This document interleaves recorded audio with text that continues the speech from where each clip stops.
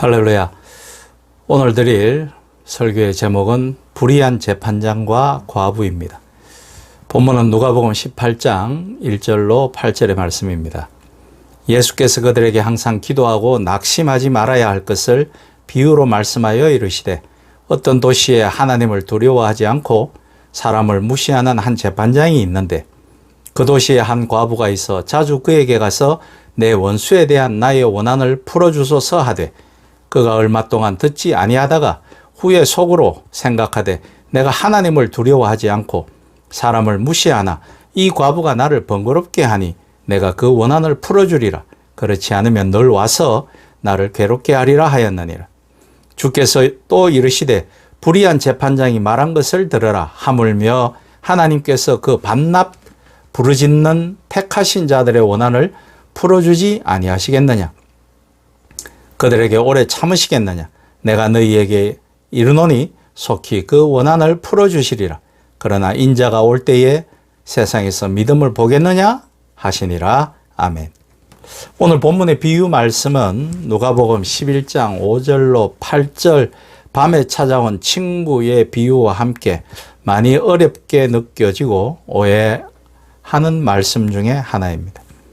하나님을 두려워하지 않고 사람을 무시하던 불의한 재판장에게 찾아가고 또 찾아가서 자기의 원한을 풀어달라는 과부의 끈질긴 요구에 결국 불의한 재판장이라 할지라도 그 원한을 풀어준다는 내용의 비유이죠.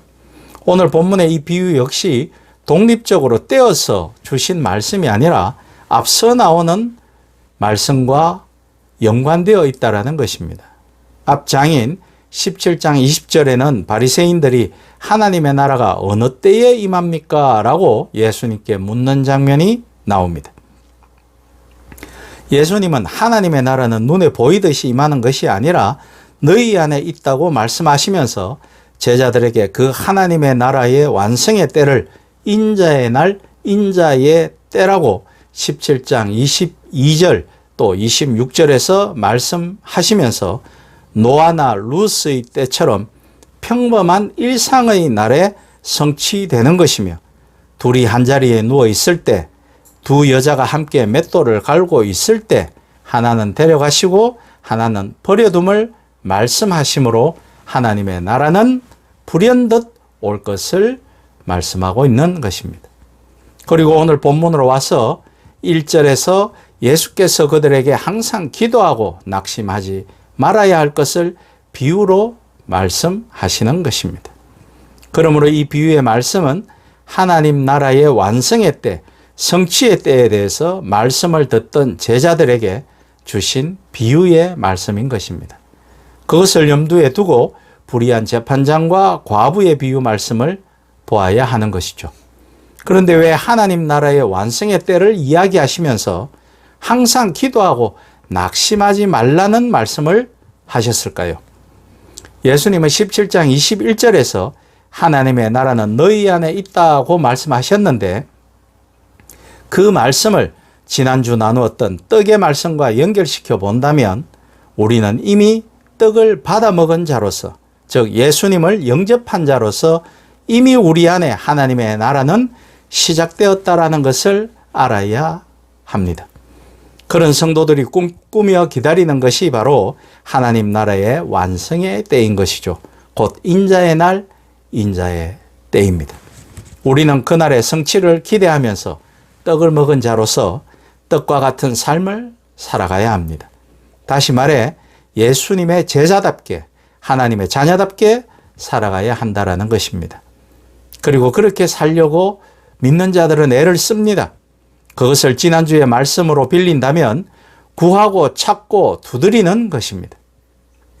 그렇게 선택하여 부르신 자기 백성들이 떡을 구하는 이가 받고 떡을 찾는 이가 찾아내며 떡을 위해 두드리는 이에게 열릴 것이라고 말씀하고 있는 것입니다.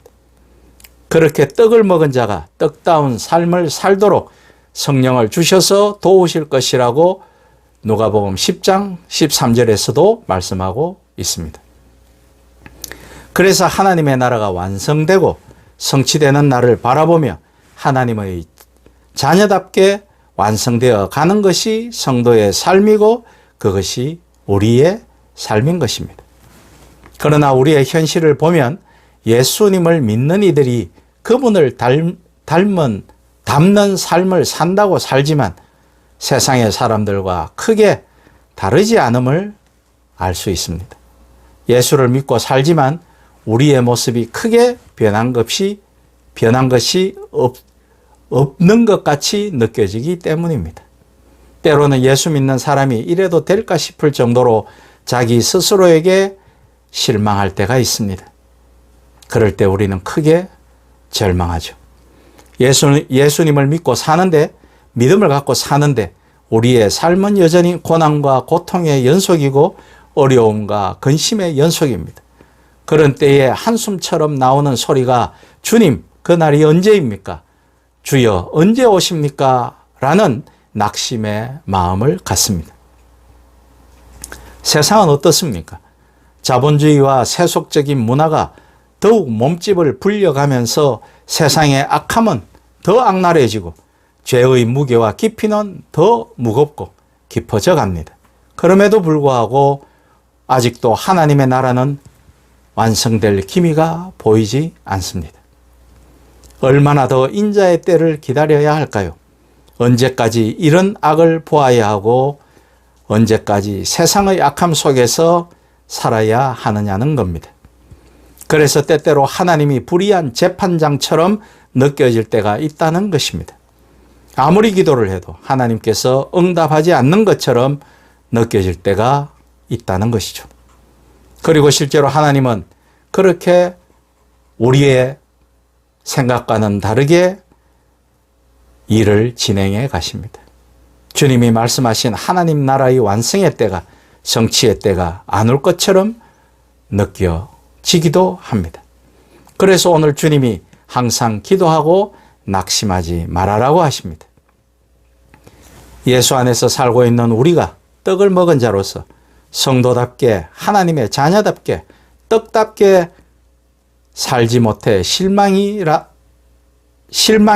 할지라도 낙심하지 말고 기도하라고 하십니다. 왜 그렇습니까? 예수님으로 말미암아 시작된 하나님의 나라는 우리 안에 있기 때문입니다. 우리 안에 있는 하나님의 나라를 가시적으로 반드시 성취하시고 완성시킬 것을 주님은 약속하셨습니다. 그것이 바로 성경에서 끊임없이 말씀하시는 하나님의 언약입니다. 우리는 그걸 믿고 사는 것입니다. 우리가 낙심하지 않아야 할 이유가 무엇입니까? 하나님께서 반드시 하나님 나라를 완성하시고 성취하시기 때문입니다.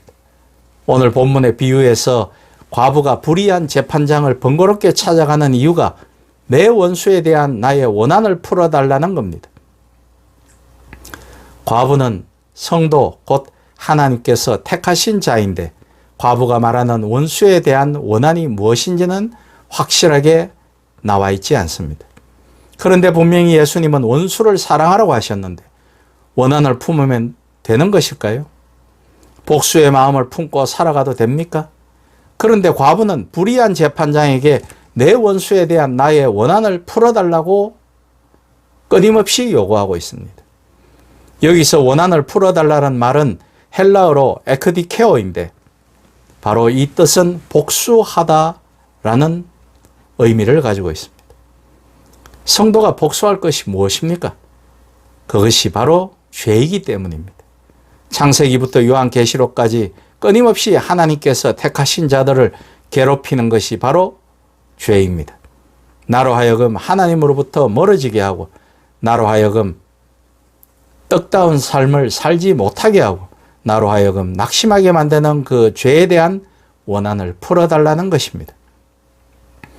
그래서 비유의 말씀 속에서 7절에 하물며 하나님께서 그 밤낮 부르짖는 택하신 자들의 원한을 풀어주지 아니하시겠느냐? 그들에게 오래 참으시겠느냐? 또 8절에서 내가 너희에게 이르노니 속히 그 원한을 풀어주시리라 하시는 것입니다. 바로 예수님을 통해서 말씀입니다. 그러나 현실은 여전히 죄의 모습을 갖고 살고 그 속에서 낙심되기도 하고 하나님의 나라는 요원해 보이기도 합니다. 그래서 항상 기도하고 낙심하지 말라고 하시면서 비유의 말씀을 우리에게 들려주시는 겁니다. 불의한 재판장도 과부의 기도를 결국 들어주시지 않았느냐? 하물며 하나님께서 택하신 자들의 기도를 들어주시지 않겠느냐? 그러니 낙심하지 말고 항상 기도하라고 하시는 겁니다. 우리의 믿음을 위해, 하나님 나라의 완성됨의 성취를 위해 떡을 먹은 자다운 삶을 살도록 항상 돌아보며 기도하라는 것입니다. 하지만 믿음으로 사는 것이 쉽습니까? 믿음으로 살면서 떡다운 삶을 살면서 하나님 나라의 완성됨의 성취를 기다리는 것이 얼마나 어려운지 예수님께서 비유의 말씀 마지막에 이렇게 말씀하고 있습니다. 그러나 인자가 올 때에 세상에서 믿음을 보겠느냐 하시니라. 이 말씀의 의미는 떡을 먹은 자로서 떡처럼 살며 그날을 기다리는 것이 결코 쉬운 삶이 아니라는 것입니다. 그 삶이 너무 힘들다라는 것이죠. 그래서 끝까지 견디며 성취해낼 사람들이 많지 않다는 겁니다. 제대로 된 믿음 생활이 그만큼 힘들다는 것이죠. 인자가 올 때 믿음을 보겠느냐는 예수님의 말씀은 성도들아, 너희들의 신앙생활은 그만큼 힘이 들 것이다. 그럼에도 하나님이 택한 자들은 반드시 인자의 날에 하나님의 나라가 완성되는 그날 그 영광을 보게 될 것이다. 그러니 항상 기도하고 낙심하지 말아라 고 말씀하시는 것입니다. 그래서 불의한 재판장과 과부의 비유의 마지막에 믿음으로 말씀을 끝맺으시는 것이죠. 이제 말씀을 맺겠습니다. 오늘 본문의 비유는 하나님의 나라를 기다리는 택함을 입은 자들이 현실의 삶 가운데 죄로 인한 어려움과 답답함과 절망의 모습을 본다고 할지라도 과부의 원한을 풀어준 불의한 재판장도 있는데 하물며 하나님께서 택하신 자들의 원한을 속히 풀어주실 것이란 믿음을 갖고 낙심하지 않고 항상 자신을 돌아보고 기도함으로 믿음으로 기다리며 택함을 입은 자답게 살아라는 말씀인 것입니다. 그러한 믿음을 갖고 하나님 나라의 완성을 기다리는 삶이 얼마나 어려운지 인자가 올 때에 세상에서 믿음을 보겠느냐고 말씀하시는 겁니다.